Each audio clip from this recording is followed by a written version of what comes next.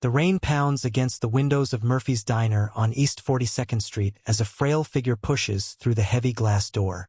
Grace Thompson steps inside, her worn wool coat dripping water onto the checkered linoleum floor.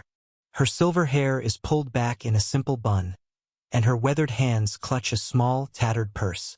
She moves slowly, deliberately, her eyes scanning the crowded restaurant for an empty booth. "Look what the storm dragged in," sneers Brad Morrison, a regular who considers himself the unofficial king of the corner table. His voice carries across the diner, drawing amused glances from other patrons. Maybe she's lost. Grace's shoulders tense slightly, but she continues walking toward an empty booth near the back. Her worn sneakers squeak against the wet floor with each careful step. The diner buzzes with the usual evening crowd, construction workers grabbing dinner, office employees escaping the rain, families sharing comfort food. "Excuse me, ma'am," calls out Diane Fletcher, a middle-aged woman in designer clothes who clearly doesn't belong in this neighborhood establishment. "That booth isn't really for. Well, you might be more comfortable at the counter." But what happened next shocked everyone. Grace stops walking and turns slowly to face Diane. Her tired eyes hold something unexpected, not shame or fear, but a quiet dignity that seems to fill the entire space around her. "The booth will be fine. Thank you," Grace says softly, her voice carrying a refined accent that doesn't match her appearance. Brad laughs loudly. "Did you hear that? She thinks she owns the place."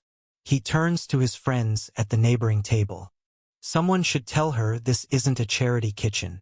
Sarah Collins, a 23-year-old waitress with kind eyes and auburn hair tied in a ponytail, watches the scene unfold from behind the counter.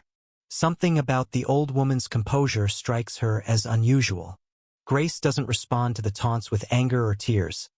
Instead, she slides into the booth and carefully removes her damp coat, revealing a simple but clean dress underneath. "What can I get you, hon?" Sarah asks gently, approaching with her notepad ready. "Just coffee, please. Black." Grace's hands rest calmly on the table, and Sarah notices they're remarkably smooth for someone who appears to have lived a hard life. "Coming right up." Sarah gives her a warm smile before heading back to the coffee station. Little did Sarah know that this simple act of kindness would set in motion a chain of events that would change everything about this ordinary Tuesday evening. As Sarah pours the coffee, she overhears Janet Russo whispering to her husband at the next table. "I swear I've seen her somewhere before. There's something familiar about her face. Probably from the soup kitchen down on 5th. Her husband replies dismissively. They all start to look the same after a while, but Janet shakes her head. "No, it's something else. Something important." Grace sits quietly in her booth, occasionally sipping her coffee while rain continues to streak down the windows. She pulls out a small, folded newspaper clipping from her purse and studies it with intense concentration. The paper looks old, yellowed at the edges, and whatever's written on it seems to cause her great pain. "Hey, waitress," Brad calls out, snapping his fingers at Sarah. "You might want to keep an eye on your new customer. People like that sometimes can't pay their bills." Sarah's cheeks flush with anger, but Grace raises a gentle hand before the young woman can respond. "It's all right, dear," Grace says quietly. "Some people judge by appearances. They don't realize that life can change everything in an instant. This decision would change everything, because at that exact moment, Janet Russo gasps loudly and drops her coffee cup. It shatters against the floor, sending ceramic pieces scattering across the diner. "Oh my God," Janet whispers, her face pale as she stares at Grace. "I know who you are." The entire diner falls silent. Even the kitchen staff stop their clattering to listen. But the real shock was still coming, because what Janet saw in that newspaper clipping would reveal a secret that had been buried for 25 years. A secret that would explain why Grace Thompson, despite her humble appearance, commanded respect from anyone who truly knew her story. Sarah Collins wiped down the same coffee mug for the third time, her eyes fixed on the diner's front door where the mysterious woman had just disappeared into the bustling Manhattan street. The conversation at table 6 continued to buzz with cruel speculation about the stranger's appearance. But something about the woman's quiet dignity had struck Sarah differently. "Did you see those shoes?" laughed Marcus, a regular customer who came in every Tuesday for his usual bacon and eggs. "Probably hasn't bought new ones since the Clinton administration." Sarah set the mug down harder than intended. "Maybe she just can't afford new ones," she said, her voice carrying across the narrow space between the counter and the booth. The laughter died down momentarily before resuming with even more venom. But Sarah wasn't listening anymore. Through the large windows facing 42nd Street, she could see the woman moving slowly down the sidewalk, her posture straight despite the weight she seemed to carry on her shoulders. Something pulled at Sarah's chest, a feeling she couldn't quite name. Without thinking, she untied her apron and called out to her manager, "Jimmy, I'm taking my break." The November air hit her face as she pushed through the door, the familiar sounds of traffic and construction filling her ears. The woman was about half a block ahead, moving at a measured pace that suggested she had nowhere urgent to be. Sarah found herself following, her curiosity overriding her usual caution about approaching strangers in the city. What Sarah didn't notice was the small crowd gathering around something near the diner's community bulletin board. A handwritten notice, posted just that morning, offered a substantial reward for any information leading to the whereabouts of Grace Thompson, a former philanthropist who had mysteriously vanished from New York society 3 years ago. The woman ahead turned into Riverside Park, and Sarah quickened her pace. This felt important somehow, though she couldn't explain why. The stranger found a bench overlooking the Hudson River and sat down, pulling a worn photograph from her coat pocket. Sarah hesitated behind a large oak tree, suddenly aware that following someone might not be her brightest idea. But there was something about the woman's stillness, the way she held that photograph like it contained her entire world, that kept Sarah rooted in place. "You can come out," the woman said without turning around. Her voice was surprisingly warm, with a slight tremor that spoke of recent tears. "I saw you following me from the diner."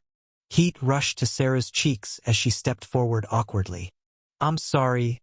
I didn't mean to, She trailed off, unsure how to explain the compulsion that had driven her here. The woman turned and Sarah could see her face clearly for the first time. Despite the worn clothing and tired eyes, there was something unmistakably refined about her features. Her silver hair was perfectly styled, and her posture suggested years of careful breeding that poverty couldn't erase. "Your name is Sarah," the woman continued. "I heard them call you that in the restaurant. You defended me." "Those people were being cruel," Sarah said, taking a cautious step closer. "I've worked there for 2 years, and they think they're better than everyone else just because they can afford the lunch special." A smile ghosted across the woman's lips. "Money doesn't determine worth, dear. I learned that lesson the hard way." Sarah found herself sitting on the bench, drawn by something she couldn't identify. "I'm sorry about how they treated you. This city can be harsh to people who look different or seem out of place." The woman studied the photograph in her hands again, and Sarah caught a glimpse of what appeared to be a family portrait, though the faces were too distant to make out clearly. "Different," the woman repeated softly. "Yes, I suppose I am different now than I used to be." Back at the diner, the reward notice was drawing more attention. Several customers had gathered around it, reading the description of Grace Thompson, the missing philanthropist who had once donated millions to New York charities before disappearing without a trace. The notice mentioned her distinctive silver hair and her habit of wearing a small diamond brooch, even in the most casual circumstances. But Sarah knew nothing of this growing excitement. She was completely absorbed by the woman beside her, who seemed to carry secrets in every line of her face. "What's your name?" Sarah asked gently. The woman hesitated for a long moment, her fingers tightening around the photograph. When she finally spoke, her voice was barely above a whisper, and what she said would change everything Sarah thought she knew about first impressions and hidden truths. Sarah's heart pounds as she clutches the faded newspaper clipping she found in the library's archives. The headline reads, "Thompson Foundation Heiress Vanishes After $50 Million Scandal," and beneath it, a younger version of Grace stares back at her with the same weary eyes she witnessed in the diner just hours ago. "This can't be real," Sarah whispers, her hands trembling as she reads the article dated 15 years ago. According to the report, Grace Thompson was once New York's most generous philanthropist, funding homeless shelters, children's hospitals, and community centers across the city. But everything changed when her business partner allegedly embezzled millions, leaving Grace bankrupt and facing criminal charges that were later dropped due to insufficient evidence. The article mentions something that makes Sarah's blood run cold. Grace's partner, Marcus Chen, disappeared with the money, leaving behind only a trail of forged documents and broken promises. What strikes Sarah most is the final paragraph. Ms. Thompson was last seen leaving her Park Avenue penthouse, stating she would never return to New York until she could clear her name. But wait, there's something that doesn't add up. Sarah frantically searches through more clippings, and her confusion grows. Another article from a different newspaper tells a completely different story, claiming Grace herself was the mastermind behind the embezzlement scheme. The conflicting reports leave Sarah wondering which version of the truth to believe. Could I have been wrong about her? Sarah mutters, doubt creeping into her voice. Maybe the people at the diner were right to judge Grace harshly. Maybe she really is just a con artist who finally got caught. Sarah's phone buzzes with a text from her manager asking where she is. She realizes she's been at the library for over 3 hours, completely absorbed in her investigation. As she gathers the newspapers, one more headline catches her eye. Missing Thompson Foundation funds located in offshore account. The date is from just last month. Her pulse quickens as she reads the brief article. The FBI has apparently recovered most of the stolen money and issued a public apology to Grace Thompson, acknowledging that she was indeed the victim of an elaborate fraud orchestrated by Marcus Chen, who was recently arrested in Monaco. Sarah's mind races with the implications. If Grace has been cleared of all charges and the money has been recovered, why is she still living like she has nothing? Why did she seem so broken and defeated in the diner? As Sarah rushes back toward the diner, she spots Grace sitting alone on a park bench across the street from the restaurant. The older woman is staring at the diner's neon sign with tears streaming down her weathered cheeks. In her hands, she holds what appears to be a smartphone, and Sarah can hear her speaking softly to someone. "I know the money's been returned, Michael," Grace says into the phone, her voice cracking with emotion. "But you don't understand. It's not about the money anymore. It's about the 15 years I lost, the people who turned their backs on me, the family who—" Grace's voice breaks completely, and Sarah realizes this conversation is far more personal than she initially thought. Who is Michael? And why does Grace sound so hopeless despite apparently being vindicated? Sarah takes a step closer, hidden behind a tree, when she notices something that makes her freeze in shock. Grace isn't just crying about her past. She's clutching a hospital bracelet on her wrist, and Sarah can see the unmistakable signs of someone who's recently undergone chemotherapy. The pieces of the puzzle suddenly shift, revealing a picture Sarah never expected. This isn't just about money or reputation. This is about a woman who lost everything, spent 15 years rebuilding her life in exile, and now faces something far more terrifying than public humiliation. As Grace ends her phone call and slowly stands from the bench, Sarah realizes she's about to witness something that will change everything. Grace is walking back toward the diner, her shoulders squared with determination, ready to face the people who mocked her just hours earlier. But what Sarah doesn't know is that Grace isn't returning for the reasons anyone might expect, and the truth about her identity is far more shocking than anyone in that diner could possibly imagine. Sarah pushes through the diner's front door, her heart pounding as she clutches the old newspaper clippings in her trembling hands. The afternoon crowd has thinned, but the same group of regulars sits clustered around their usual table, still whispering about the mysterious woman from earlier.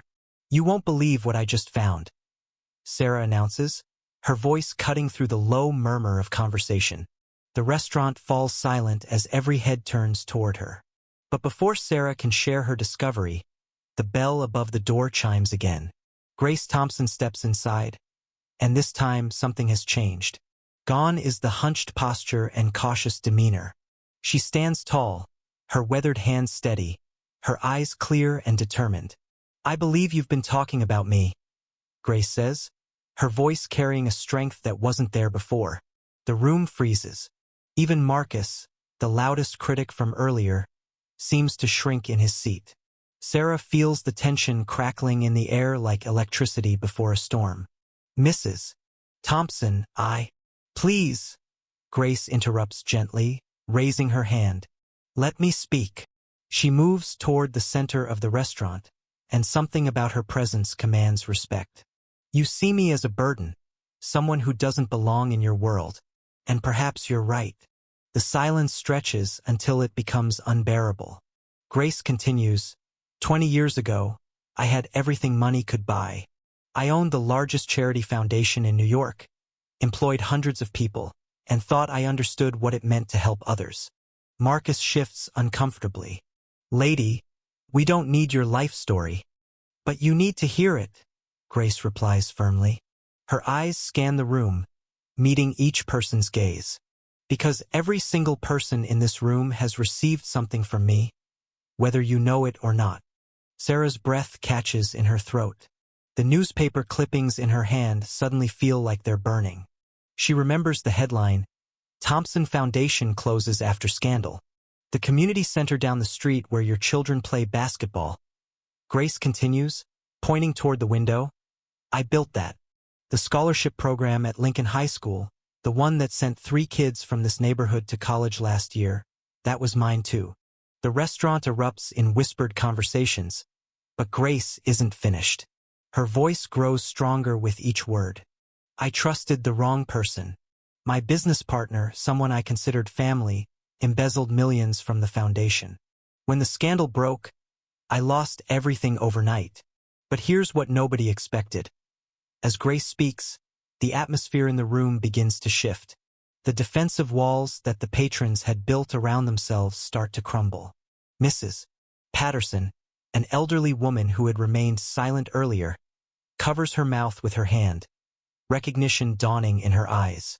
You paid for my grandson's heart surgery, she whispers.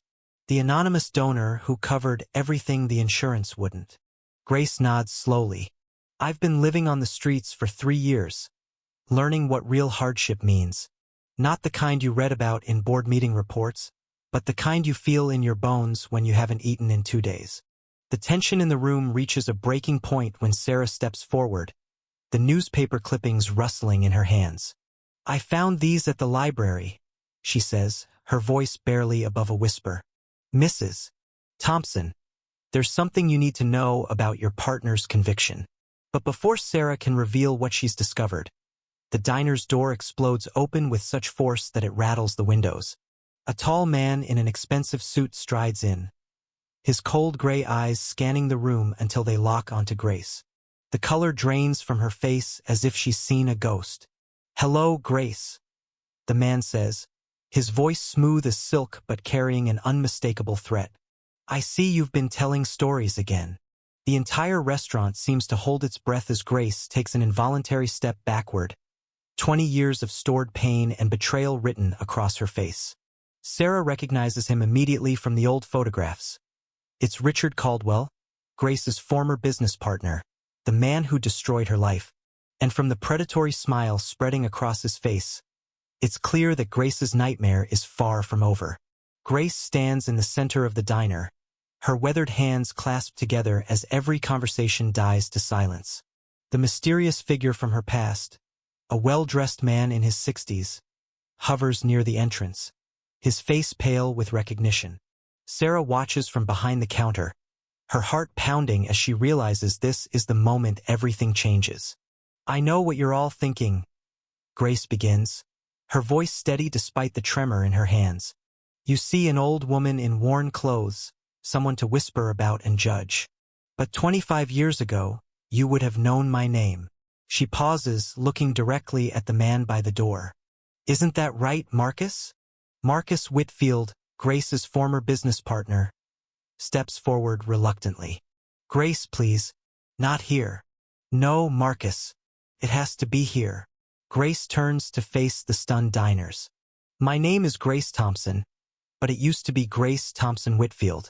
I was the co-founder of the Whitfield Thompson Foundation. We built 17 community centers across New York City. We fed thousands of families, provided scholarships to over 2,000 children. And yes, we donated the money that built the children's wing at Mount Sinai Hospital. An elderly man at the corner booth drops his coffee cup. You're the Grace Thompson?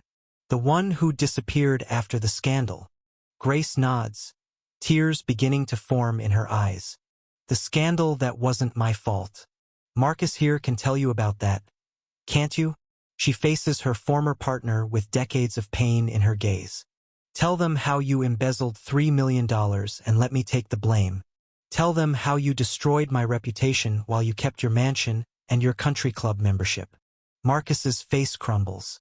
Grace, I've regretted it every day for 25 years. But you never came forward. Grace continues, her voice growing stronger. You let the world believe I stole from children's charities. You let them think I was a criminal who fled with their donations. Sarah steps forward, her voice barely a whisper. But why did you come back? Why now? Grace smiles through her tears. Because I'm dying, sweetheart. Pancreatic cancer. And before I go, I needed to clear my name, not for me, but for all the good work we did before everything fell apart. She looks around the room at the faces now filled with shame and wonder. I didn't come back for money or revenge. I came back to forgive him. The entire diner gasps collectively. Marcus breaks down completely, falling into a nearby chair. Grace, I'm so sorry. I destroyed everything, your life, your reputation, all those programs that helped people. Yes, you did, Grace says simply. But holding on to that anger was destroying me too. I've spent 25 years living in poverty, working minimum wage jobs, being invisible. But I learned something valuable. I learned what it means to struggle, to be judged, to be dismissed. She looks at each person who had mocked her earlier. I learned what it feels like to be on the other side. The young man who had called her pathetic earlier stands up, tears streaming down his face. Ma'am, we had no idea. I'm so sorry for what I said. Grace walks over to him and gently places her hand on his arm. Honey, you couldn't have known. But maybe next time you'll think twice before judging someone by their appearance. Sarah wipes her eyes and speaks up. What can we do? How can we help make this right? Marcus suddenly stands, his decision clearly made. I'm going to the police. Today. I'm going to confess everything and try to restore whatever I can of what I stole. He looks at Grace with profound remorse. It won't undo 25 years, but it's a start. Grace nods. Thank you, Marcus. That's all I wanted, for the truth to finally come out. The diner erupts in conversation as people begin sharing what they knew about Grace's foundation, remembering the good it had done. The waitress brings Grace a fresh cup of coffee, refusing payment. The elderly man from the corner booth approaches with tears in his eyes. My grandson got a scholarship from your foundation, he says. He's a doctor now because of you. We never forgot. As word spreads throughout the restaurant and beyond, Grace finds herself surrounded by gratitude and respect. The transformation is complete, and not just in how others see her, but in how she sees herself. She had returned not as a victim, but as someone who chose forgiveness over bitterness. 3 months later, the local newspaper runs a front-page story about Grace Thompson's vindication and Marcus Whitfield's arrest. But Grace doesn't live to see it. She passes peacefully, surrounded by new friends from the diner who had become her chosen family. At her memorial service, Sarah reads a letter Grace had left behind. Remember that everyone you meet is fighting a battle you know nothing about. Choose kindness over judgment, understanding over assumptions. In the end, how we treat the forgotten and overlooked reveals who we truly are. The Grace Thompson Memorial Foundation, established with the recovered funds, continues her work today. Sometimes the greatest transformations happen not in boardrooms or courthouses, but in small diners where ordinary people choose to see each other's humanity.